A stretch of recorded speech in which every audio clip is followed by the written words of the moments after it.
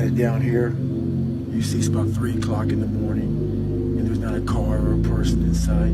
If you pan over here, it's the same thing. Not a car or a person in sight. People want to know where I find my strength at, where I get my strength. I get it from a lot of places, but right now, this morning, I'm getting it from, there's not a motherfucker that's up. There's not a car, there's not a person. Everybody's in their bed, sleep, dreading that it's a Monday, hate it's a Monday, and I'm loving it. I'm loving it. Where everybody's getting weaker, I'm getting stronger. It's not about the running, the swimming, the push-ups, the sit-ups. It's about what those things do for your mentality. You don't get better on the daggone couch. You get better by coming out here and getting the fuck after it every daggone day. Stay hard. Who fought in these wars? You have no idea how big of a deal this is to me. I was not always this strong guy you see. I went through a lot of hard times in my life to get here today. We're built to walk uphill. And when you reach the pinnacle of the hill, you want to stop and appreciate the vision. But the next thing you want is a higher hill in the distance, because it's from the uphill climb that we derive our value. And I mean this technically. So almost all the positive emotion we feel, that's experienced in relationship to a goal.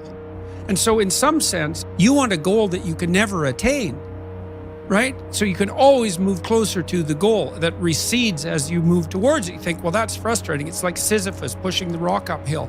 But it's not, because as you pursue that goal, you put yourself together and your life does get better and richer and more abundant. You want them to be above everything you're doing so you can continually move towards something that's more sublime and better. That's what you are. You're here to live, not to sleep. It's 44 degrees and it's nice and rainy outside. But no one cares about that. It's not about the rain. It's what the rain represents. Life is always giving you a test. It's trying to give you a way out. Trying to give you an excuse not to show up. This is my excuse today. But guess what? You gotta have the mentality to show up every fucking day of your life. No matter what life throws at you. It's our responsibility to show up to the Coliseum of life. Prepared for fucking battle. I don't care what you're going through, what life's throwing at you. It's your responsibility to find your new 100%. You know, people need to have purpose to get up. They need purpose to perform. You need to get to a point in your life where there's nothing on the docket. There's no 5K, there's no, I'm gonna get into school to be this or that, and still perform to the highest level. But what's funny about it all is that we need these things to perform. But we don't take a second to realize the purpose is always there. The purpose never leaves us. Because the very purpose is you. You are always the purpose. There may be another purpose, like being a SEAL or going to college or whatever, but the main purpose in life is you. So if you wake up in the morning and you don't want to do something, you don't care enough about yourself. And that's what you need to really research is, man, why am I not doing this for myself? Because that is the number one purpose in life, is to better oneself. So that's the only purpose I fucking need. The fear is never reaching your potential. That's it. That always falling short, always quitting before you're done, always procrastinating, always not doing the right thing. And then one day you're an old man. Yep. And you look back and go, God, I could have been great. Yep. I could have been great. I never forget one time I was running by a graveyard when I was fucking just trying to become, I was fat. And I ran by a graveyard and I looked out there and I have all these epiphanies, man. I have all these fucking moments of it's crazy, man, of just thought. Cause I'm always by myself. I'm always in deep fucking thought about how to be better. And I look out there, I'm like, man, I wonder how many of you motherfuckers in there fucking just are so upset with how you lived your life and fucking just regret how you lived it. And I'm running a 300-pound man thinking, man, don't fucking die like this, bro. Don't die like this. So people wonder where this shit comes from me. It comes from such deep thought of trying to see what this is all about. What is this life all about? What am I all about? Why am I here? You know, I had to find purpose, and my suffering, it had a purpose. It had a fucking purpose. Suffering before your mind starts saying we need self-talk. So what I tell myself is I go back to the months and years of preparation to get to that day. And I'm telling myself, the 3:30 in the morning, and I'm looking at my shoes, and I want to go out there and run 30 miles. I have to, in that second, in that moment of this self-talk, my mind saying, you gotta find more, you gotta find more. I once again calm down, go back into my mind, in my cookie jar, I call it, and I have to reflect back on the shit I did to get here. And that becomes my self-talk. Self-talk does not work unless it is real. Most of us lie to ourselves in the self-talk. It doesn't work. It has to be real. It has to be something that you've done to make it really work.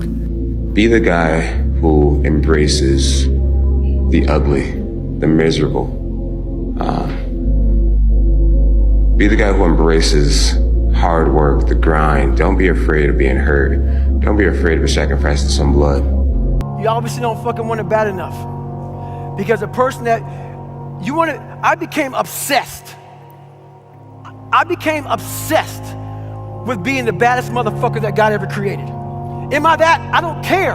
I believe it. And I was trying to tell him, once you become obsessed with something, obsessed, it's okay to be unbalanced for a while. It's okay. Don't be all this stuff people say, you gotta be balanced. To be the best in the world at what you do, it's not about being a Navy SEAL, people. The best at what you do, you have to be unbalanced to find every bit of fucking energy and strength that you have to pull it off. Then you get balanced once you become great. And then you help other people become better from you being the best in the world. So if your family doesn't understand, why are you so daggone crazy? Because I'm trying to be the best I can to give you the best that I am. And it takes being fucking obsessed to where people think you're crazy. I had two options. To either be that 300-pound guy who sprayed for cockroaches and made $1,000 a month, and at 24 years old, knowing when I'm 50 fucking years old, I can reflect on this and think about what guy I never became, or I can totally just sack it up and fail and fail and fail until I succeed. And my personal question to you is, why not you? You've got the brains, you can make decisions, you can study the plan, you can change your life, you can grow immensely in the next few years, you can make your dreams come true, you can build a financial wall around your family nothing can get through, you can become healthy, you can become powerful. Why not you? When I was in the military, we go on these instructor-led runs. Most of the time we knew the start and end point. So on the way back, I started seeing people getting happy and shit because the end was near. But there were some asshole instructors that would hear the happiness and go right on past the end point. When that happened, everybody stopped talking. Heads would start dropping. And I started taking fucking souls. At that time, I knew what happened in their minds. They were living off the hope factor. They hoped the instructors would stop running. They hoped the water was never cold. They hoped the weather was fucking good. I don't live off that hope shit. I wish the water was cold. I wish them motherfucking instructors keep on fucking running. I wish for fucking rain. When the ending is unknown and the distance is unknown, that's when you know who the fuck you are. The fear is never reaching your potential. That's it. That always falling short, always quitting before you're done, always procrastinating, always not doing the right thing. And then one day you're an old man. Yep. And you look back and go, God, I could have been great. Yep. But where do you go to? You wake up on a morning, it's cold, it's wet, it's dark, you've got no cartilage in your knee, you've got shitty shorts, whatever it is that's the issue today. Keep talking. I need you to keep talking about what you were just saying. It's warm on the couch. That's Your it. missus says stay in That's bed. it. It's comfy, That's it's it. cozy. That's You've got it. work later on. You had an argument last night. You're slightly it. hungover. Because I know every motherfucker ain't gonna do what I'm gonna do. The unfulfilled potential is the story of most people's lives. It is. It is. And it could have been the story of mine. And I tell a lot of people go, what's your biggest fear in life? And my biggest fear, honestly, was, let's say this. Let's say I don't care if you believe in God or not. I don't care. So let's just play a game with me. Let's say you're God, and we have a big fucking long line of people. And I made it to heaven. I'm 75 years old. I'm 300 pounds. I made it to heaven. I worked for Ecolab my entire life, spraying for cockroaches. That's what I did. But I'm dead. I'm in heaven now. And you're judging us all now. So we're in line. We're all sitting there in line. And you have Adam Brown. He has a big board up, and you're talking to Adam Brown about his life. And you rip it down, and I'm next in line, David Goggins. I see my name, and I see all this shit, and God goes, hey, you say, read this, man. And I'm reading this list, and I'm seeing 182 pounds, Navy SEAL, Ranger School, motivational speaker, changing lives. Okay, man, pull-up record, all this shit. And I'm like, that's not me, man. And God looks at me and says, that's who you were supposed to be. And my biggest fear, I visualize some crazy shit. My biggest fear is that one day I'm gonna reach a judgment of my life. Something's gonna judge me for what the fuck I was supposed to be in life. And what I want now is that whoever's judged me up there, I want them to have a board and them up there right now getting their pen out. Because, this person who judges you is supposed to know everything. Supposed to know from the time you're dead to the time you're, time you're born, time you're dead. I want this person to be up there to be like this, up there writing more about me, saying, fuck, I know you can do that. I know you can do that.